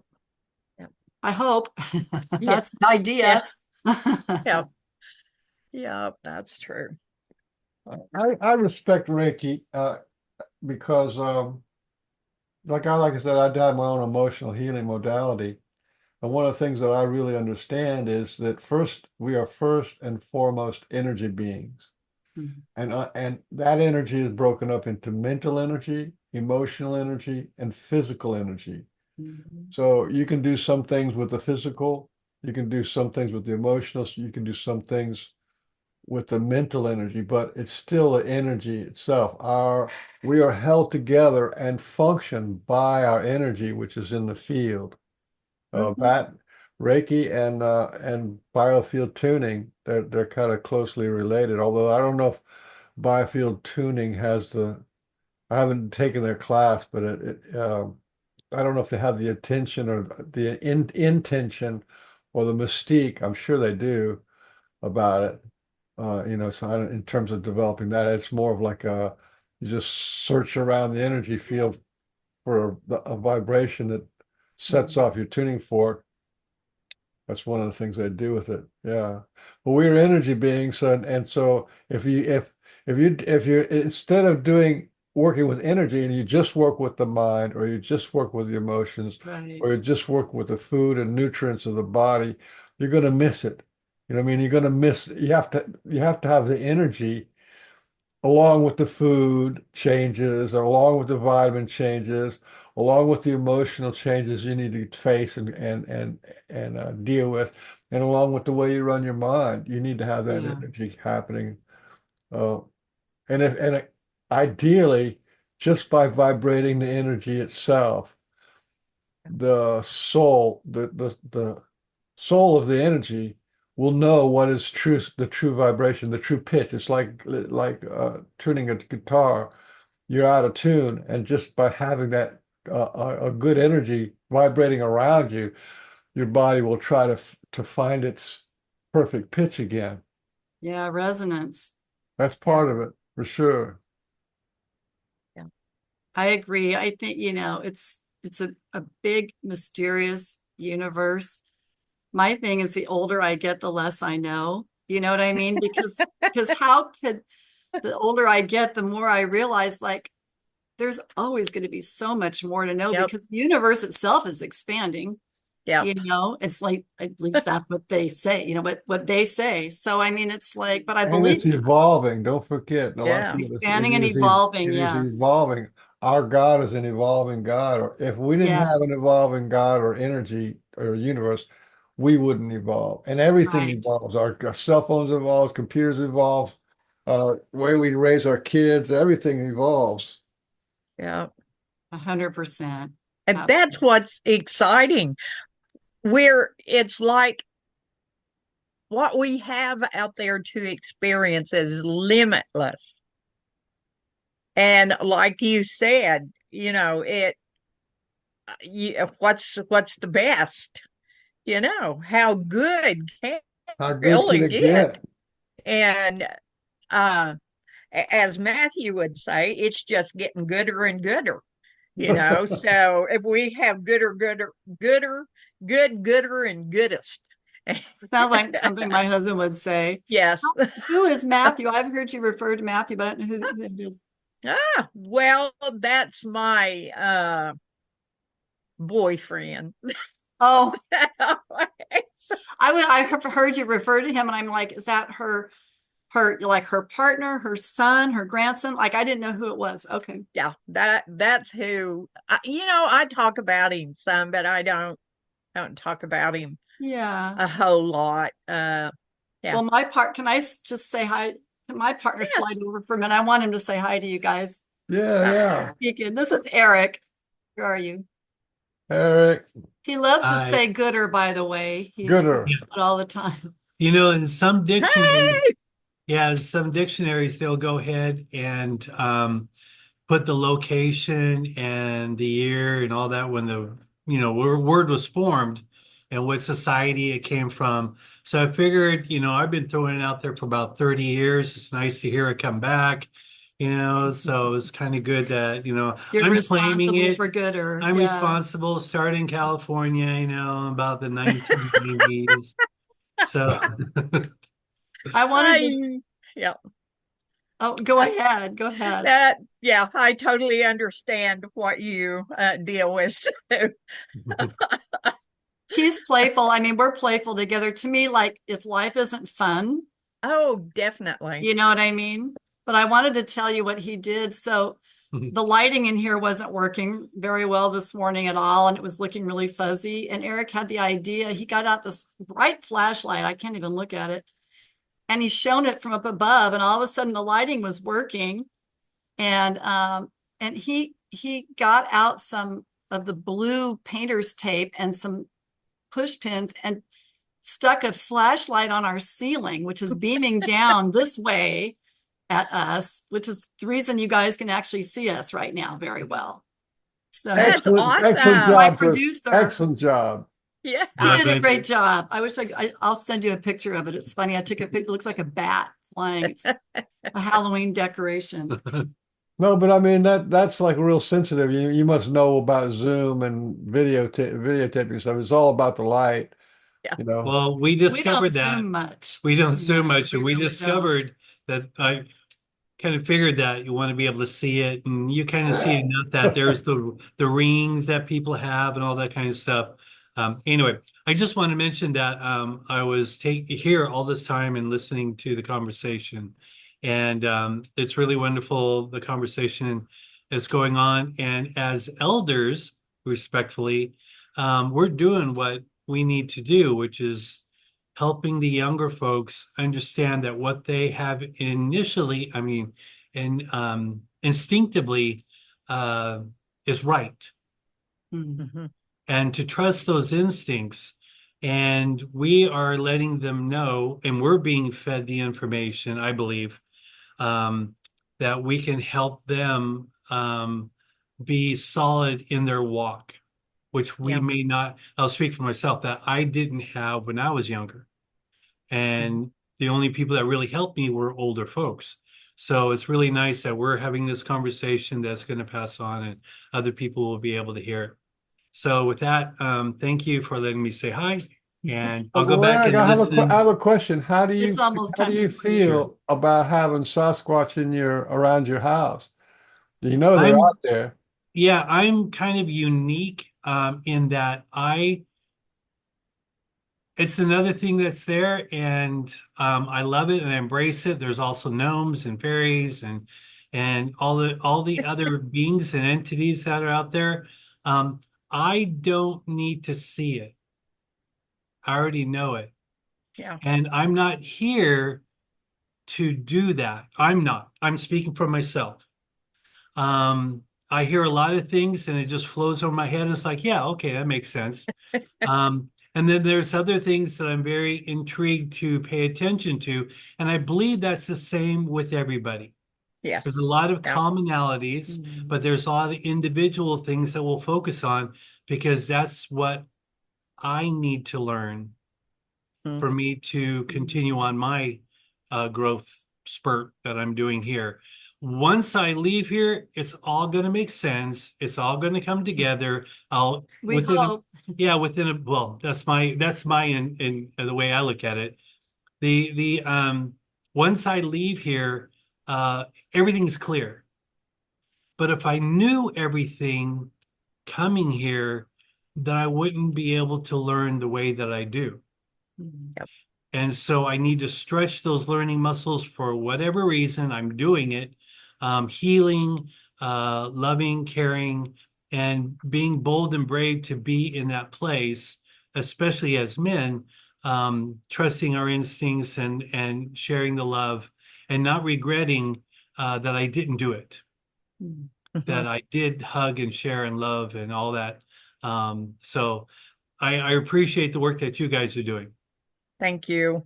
What a Yes. nice way to sort of wind down the show. I think Yeah. where are we at now at the time? We're 12:24 on yep, my end, 12:24. So yep, that's we've two been hours. right at 2 hours. Yep. And did you have to get up once and run around screaming? I didn't, and I'm moving my leg around. I know. I'm like, Arlie, you made it through the whole thing. I know. Success. We Is had it a feeling I any success. know. better? Is it feeling any My better? leg, my knee feels better. I couldn't pick my foot up, but I've been sitting here for almost the whole show now after the Reiki, and I've been moving my leg back and forth, which was hard for me to do. Uh, so thank you. So yay Well, for bless Well, that. you. you're Thank you, welcome. thank And you. Thank if you, you get a everybody. chance, just really quick, if you get a chance, Arla, when you're done with this, drink a big glass of water or two. And if Yeah. you can even lie down for a few moments and just kind of sit with gratitude for Reiki Mhm. and ask it to continue working with you, that'll be good. So is there any last comments or messages to humanity? We've got like 6 people watching. So that's they're representative of all humanity now. Thank you. Thank you for being here. Yeah, thank you all for being here. And Yeah. be what you wish to see. Be the love and be the peace. And that's all we really have to do. We don't have to, but that's all that we need to do to make the world better, really, is be it.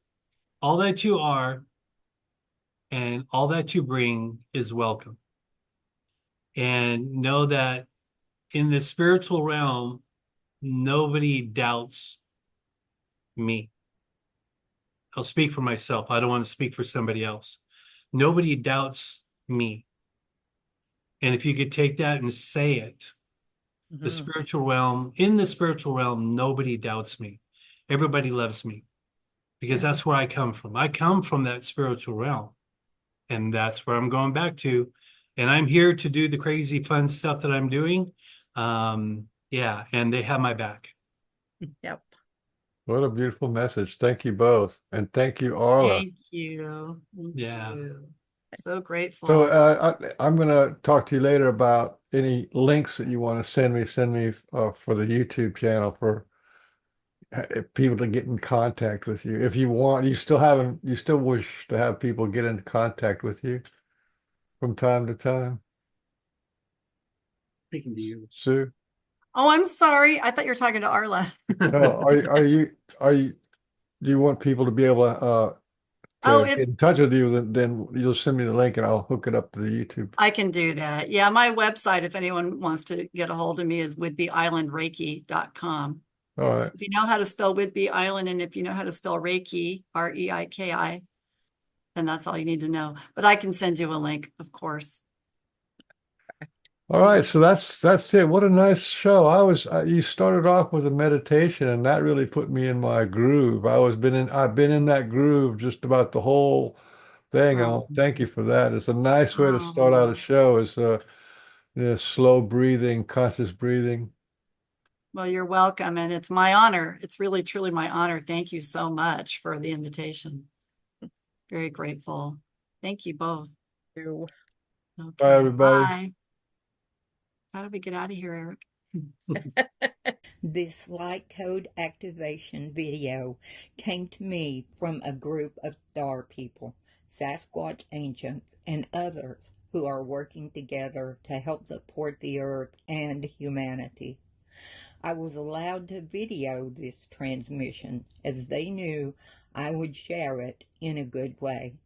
May it bless you as you open up your heart through your higher self to receive. Many blessings to you.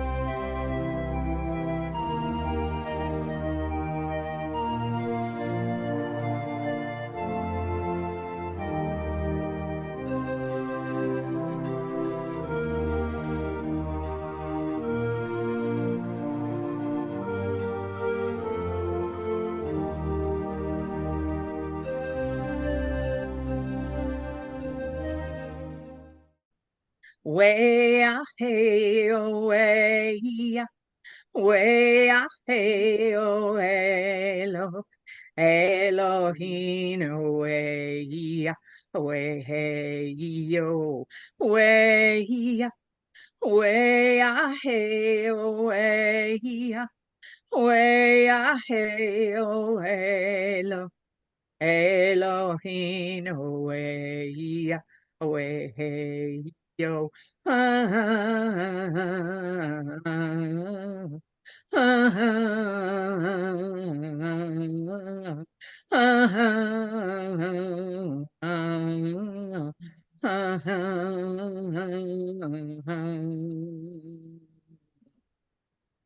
Way, way, way, way, hey, way, Elohim, way, way, hey,